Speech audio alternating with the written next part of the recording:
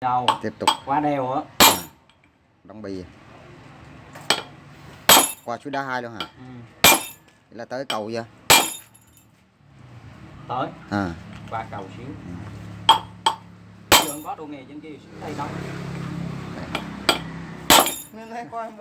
lại quay YouTube ấy.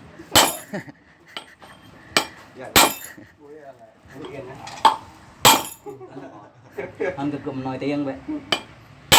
Anh hiểu tiếng mèo anh? Biết chứ. Biết hả? À. Ông làng mà sao không biết được. Giống đuôi siêu là Hả? Hả?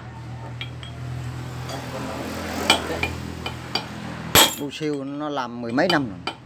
Mười mấy năm rồi hả? Ờ. Dồi. Nhưng nó có nút bạc rồi mà. Đu siêu ở Gia Lai là ai cũng biết.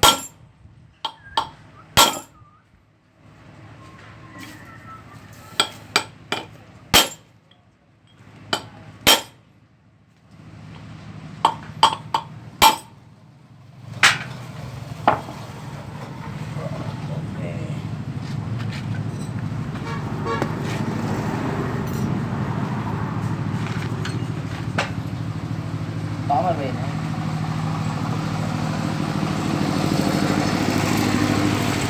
Hello, xin chào mọi người, mình là Đu Siêu.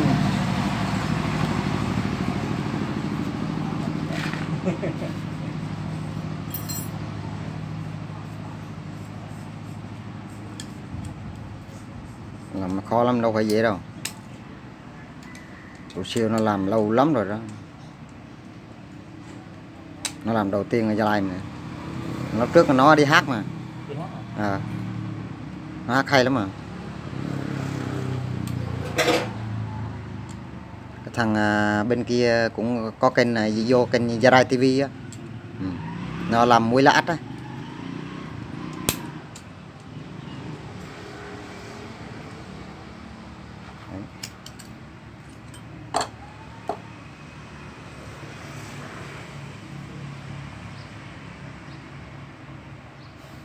Này cái hôm qua ông già đóng kêu cái gì mình quên người ta.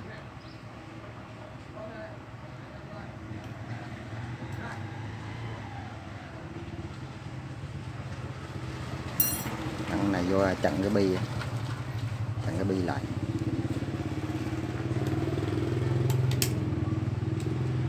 Hôm nay ít người sửa máy này được lắm hả?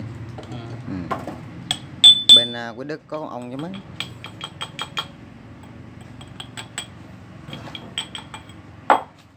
Đa số sửa được nhưng mà bền nó không á. Sửa được á mà bên đó hả? Chạy có lâu không á hay? Giống xe đây chứ được mấy